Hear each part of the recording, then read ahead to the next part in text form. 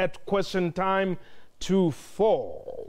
And like I said, my guest, Rami Khouri. Welcome to Question Time. Thank you, Paul. Glad to be with you.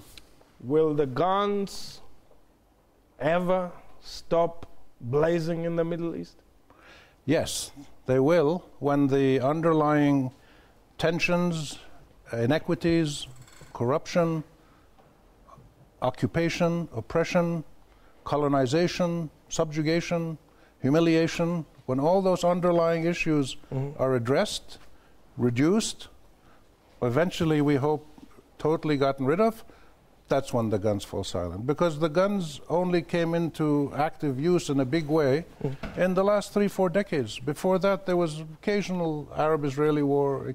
So the big violence that you see today, the refugee flows, the fragmenting of countries, is a relatively recent phenomenon reflecting all of these problems that I just mentioned. Okay. Now, fortunately, you are from the Middle East, so we're talking to somebody who knows. Why are people fleeing the Middle East and going to Europe?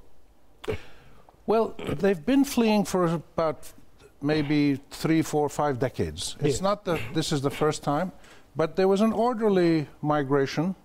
You had refugees in the Middle East for many years since the Arab-Israeli conflict started in the late 40s. There was 750,000 Palestinians who were displaced when Israel was created. They're now around 4.5 million refugees. They're still refugees. You had refugees from Lebanon, from Iraq, from other wars. So we've had refugees, and we've had probably 2 to 3 million Arabs who've migrated to the Western world in the last 75 years from the Arab world in an orderly manner to North America, to Europe, to Australia, to different places. Now you have a flood of desperate people leaving in a disorganized, unorganized manner. That's the difference. So people have left for many, many decades, mainly because of economic, lack of economic opportunity. Yes. In some places because of they felt discrimination, and some places because of violence and tensions that they didn't want to put up with. Okay. Now, should Europe, therefore, suffer because of the instability in the Arab world? Well, I don't know why you choose the word suffer. You know, migrants have built many European countries and many North American countries. Yes. Migrants, usually in an orderly manner, are a great contribution. But these are not migrants, right? Well, these are not migrants, these are refugees. Yes. So there is a pressure in Europe. The Europeans need to keep several things in mind. I believe they should take in more refugees, whether on a temporary basis or permanent basis, and I'll tell you several reasons why. Sure. First of all, the Europeans have a historic responsibility, the Germans, the French and the British especially, and the Italians a little bit, for creating some of these Arab countries that have fallen apart, like Syria, like Iraq, like Libya. Second of all, for 60, 70 years, European countries and Russia and the United States supported these dictators. Saddam Hussein, Bashar al-Assad, Hafiz al-Assad, Muammar Gaddafi. They supported them enthusiastically during the Cold War. Yes. Third of all, there was many countries that supported the Israelis more, giving Israel more rights than the Palestinians. So the Arab-Israeli tensions that created problems. And fourth of all, when you had the big Arab uprisings in 2011, millions of Arabs peacefully asking for democracy and freedom and a decent dignity in their life, the Western countries did almost nothing. They didn't quite know how to react. So there's 4 different reasons why the West shares some responsibility for this problem. And I say shares because the main responsibility is on the Arab political systems. Yes. But the Western countries, Israel, Russia, other countries that supported the dictators, they all take a blame of the share of the blame. And therefore, I think if there is that moral responsibility and political responsibility, it's right for the Europeans to allow more refugees to come in, even on a short-term basis. And just one last point. The Europeans sent millions of their own citizens as refugees and migrants to North America, to Canada, to seek a new life. And so they sent their own people, and they were accepted in other countries. Okay. So therefore, they should accept people when they come to them. Okay, I want to do something. I want us to just have a look at this map here on this screen. In that you have the majority of the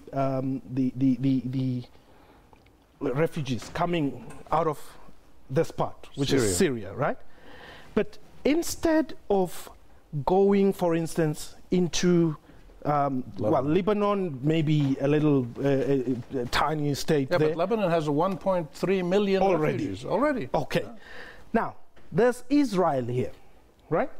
Israel says we are not taking anybody, right? And instead, I mean, people are traveling quite, I don't know how many kilometers into other European countries. Right. Why is Israel not taking any refugees? There's probably two main reasons. Yes. The Israelis are at war technically with Syria and with Lebanon. They have still a conflict that's not resolved. But the main reason is that Israel sees itself as a state for the Jewish people. They see themselves as a Jewish state. They want us to recognize them as a Jewish state. And they don't want non-Jews being citizens in their state. So they're not going to take in people who are not Jewish. They want to be a pure Jewish state. And this concept of an ethnically pure state is a terrible idea, we think. Okay. You know, there's only two ethnically pure states in the Middle East, or that want to be. Israel is one, and the other one is Islamic State, ISIS. And neither of them strike us as a very good idea. Okay, now, when you look at that map, for instance, I mean, these people are traveling quite long distances by foot. And I'm not so sure if there is any documentation here. Doesn't an organization like ISIS therefore, you know, find, you know, fertile ground to spread into Europe?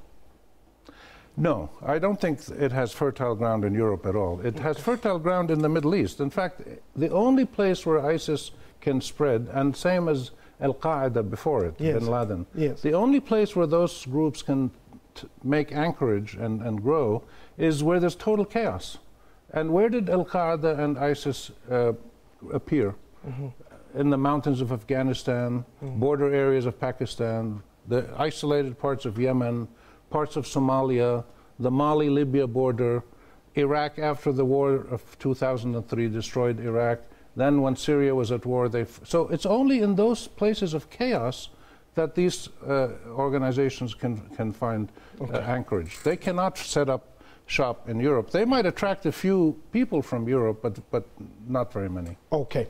I want us to take a break. When we return, we'll be taking our calls as well, and perhaps look at who exactly is to blame for this crisis, you know. A reminder that you can call us and air your views. The number to dial is 089-110-4210. If you're outside the borders, 002789-110-4210. Our Twitter handle remains at Question Time 24. This Question Time.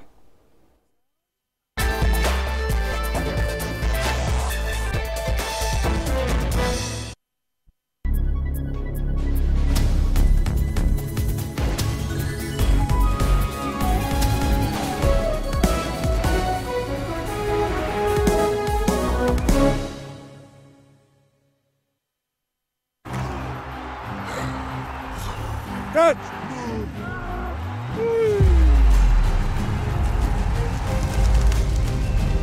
Point! Sit!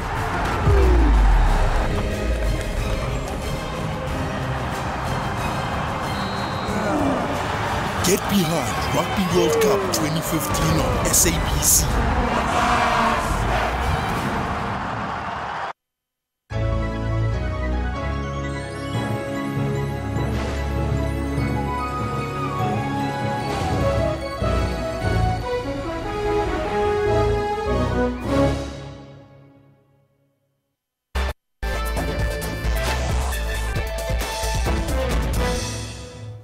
Welcome back. You're still watching Question Time, and indeed, my guest today is Rami. He's from he's in Beirut, and he was delivering a lecture here at the Mapungubwe Institute for Strategic Thinking. That is, Dagi, you are in the Val.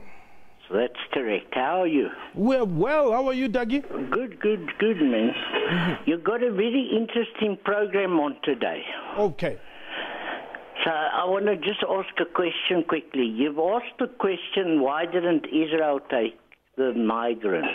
Yes. Why hasn't Iran, Saudi Arabia, and Jordan taken the migrants? And Egypt, why haven't they? Tunisia, why haven't they? So the question can even go further. But Iran, why aren't they doing it? Can I get an answer on that one? Okay, Dougie. Thank you. Thank you very much. I didn't quite hear that well. He's saying, why are these other countries like Iran, why are they not taking refugees? They haven't explained why they're not taking refugees. First of all, many of them are. Turkey, Lebanon, Jordan, Iraq, even Egypt. They've taken some of them 1,300,000, some of them just a few 100,000. Other countries like in the Gulf, the Saudis and the Emiratis and others, they claim that they've taken in large numbers, but those are really just normal workers who go and live there and have work permits. They're not refugees from war. Yes. And they give money to support the refugees, they say. And others simply don't want refugees to come into their country. They're not signatories to the convention, international conventions on refugees, therefore they don't feel obligated to take in refugees. But they have to explain it themselves. It's not. I can't put myself in the mind of Iranians or Saudis. Or I think they should all take more refugees in an organized manner.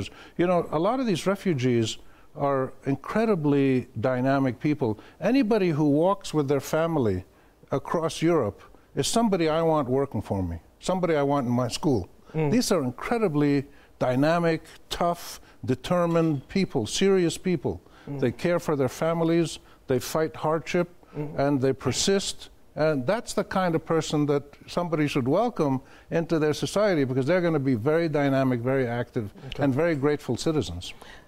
Now, the question I asked is, who is to blame for this?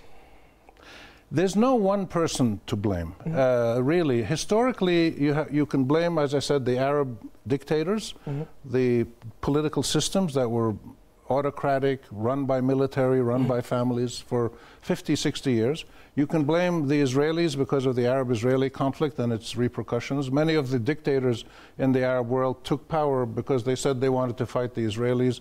So the Israeli-Arab conflict has had a lot of repercussions.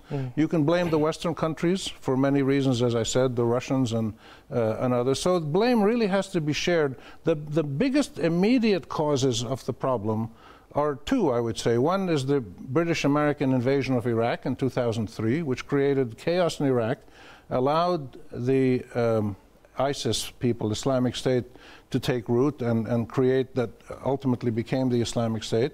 And so the American-British invasion of Iraq is one major recent cause, and the other one is the actions of the Syrian government, the violence that the Syrian government has used against its own people, creating such immense misery and death. Over 250,000 have died in Syria. And so those two, I think, can be blamed in the short run, but really we all have to share the blame for this. Itumeleng, you are in Pretoria. Hello, Paul. Hi. Yes, I want to know about Russia and China. Why are they supporting Assad? Because I think right now there are fighter jets of Russia in Syria. But why isn't Russia and China, taking a blame about those people who are going to Europe? Maybe the professor can explain. Oh, okay. Thank you. Why isn't Russia and China? Why are they not taking the blame also in this? Because, as he says, there are some Russian fighter jets in Syria. Because they're superpowers, and like most superpowers, they're hypocritical. They're not honest. They do what they want to serve themselves, and they don't feel they have to obey the laws of the international community. And they say, it's not our problem. The Russians say they're trying to help Bashar al-Assad, the Syrian president, fight terrorists. Most people don't accept that, except the Russian leader and a couple of his friends. The Chinese are very far away. They don't get involved in political issues. They stay away from almost everything. All they want to do is buy your minerals and sell you sneakers and transistor radios. Yes. And that's and maybe now they'll start selling air conditioners and cars and more sophisticated things. But the Chinese are almost totally apolitical. They stay away from all political controversy. All they want to do is commerce. You spoke about the reason why Israel is not taking in refugees, and this attempts to create a pure Jewish state. And I mean, yesterday, on the day of the lecture, it was also coincidentally the day on which there was a march or a protest in Cape Town over the appearance of an American artist. Right. We actually spoke to or had comments from some of the leaders. Perhaps we need to just take a look at what they had to say yesterday, right there in Cape Town, leaders of BDS and other structures. As the ANC, we're calling on sports, we're calling on artists, musicians, internationally and in South Africa, to say no for the aggression against the Palestinian people, and that's what it's all about. Yeah, because we are unhappy what is happening in Palestine with our Palestinian brothers and sisters. People think it's a confusion between just Muslims. It's actually all religions who's involved. We really hope that those who are within the entertainment industry really has seen the kind of response that South Africa gives to those that lend their voices to apartheid.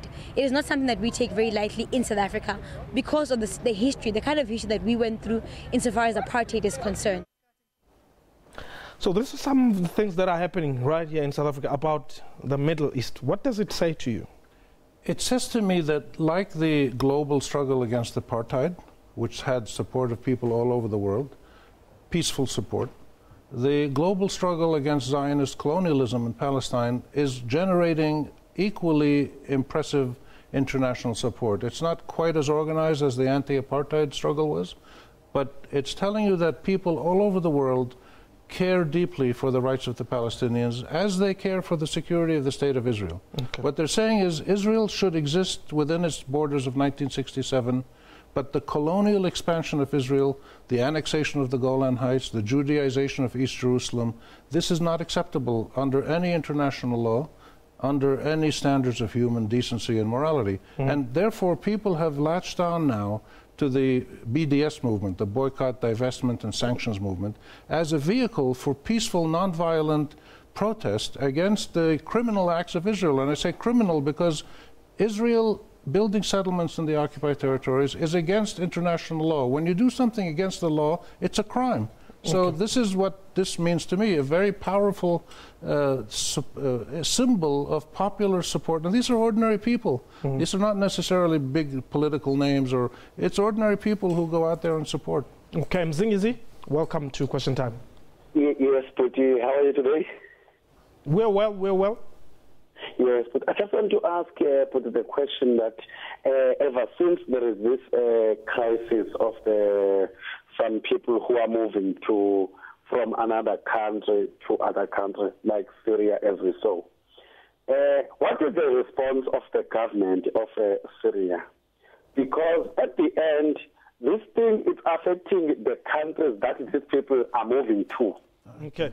Like, for instance, if you saw what was happening in Japan, people from Zimbabwe, Mozambique, and so on, here in South Africa, they were calling xenophobia, attack, and so on. Okay. They end up, South Africa president, he was end up blamed. All right, Mzungazi, thank you very much. Okay, say, what is President Assad's response? And, well, his response is, you're crying foul, whereas you are the cause. Well, what's Assad's response? His response from the beginning of the uprising in March of 2011 has been that there are terrorist groups who are trying to destabilize Syria, and he's going to fight them to protect the Syrian people and the Syrian state against international terrorists. He's said the same thing for the last 4.5 years. Yes. And very few people believe that, because this was clearly a peaceful national populist uprising, non-violent for the first 6, 7, 8 months. until the Assad government attacked the Syrian people violently and killed tens of thousands, then people started fighting back with military force. And after that, some of the Islamist movements started to come into the picture. So the opposition in Syria now is partly nonviolent, partly armed nationalist movements, and partly Islamist movements that are armed. It's very complicated now. Now, then why does President Assad then say, if you are worried about them, the refugees, stop supporting terrorists? This is the core of the whole issue of refugees. The West is crying for them, and the West is supporting terrorists since the beginning of the crisis, when it said that this was a peaceful uprising. Well, what he means by that, which again very few people outside of Syria believe, is that some Western countries and some Western political movements were supporting the anti-Assad rebels, who were peaceful in the beginning. And then even when they became armed, the West was supporting them with training and with equipment and maybe light arms. The West was very careful not to give heavy arms, and until today are still very careful. So the West's, many Western countries, they're not all unified, but many of them see themselves as supporting a popular uprising against a dictator, and therefore they feel that this is legitimate. The Assad government says they're all terrorists, the West is supporting terrorists, and we're going to keep fighting them. And why is Iran supporting Syria so much? Iran and Syria became very close strategic partners starting around 1980 or so, when you had the Iran-Iraq war. And Iraq attacked Iran. The Arab countries, especially the rich Gulf countries, Saudi Arabia and Kuwait and others, were supporting Iraq against Iran. Syria was the only Arab country that was against this. And Syria became allies with Iran. And ever since then, the relationship between Syria and Iran has been very strong and has been made stronger by the relationship with Hezbollah as well. Hezbollah in Lebanon, Syrian government, Iranian government, those three have formed what they call a strategic resistance front, they call themselves. And they've been very tight, very close for the last 35 years or so. And if we were to talk about Libya and Egypt, any prospects of peace? Egypt is more likely to be able to make a peaceful democratic transition in the future, but not right now, because after the uprising, the military came back very strong and seized power. They, of course, say they were elected, but the election was not a serious election. The opposition was not really given a chance to do anything serious. And it's clear that Egypt today is run by the military, as it has been since 1952, with only that period of a year when the Muslim Brothers were elected in power in 2012. So, but Egypt still has integrity, it has national identity, there's solidarity.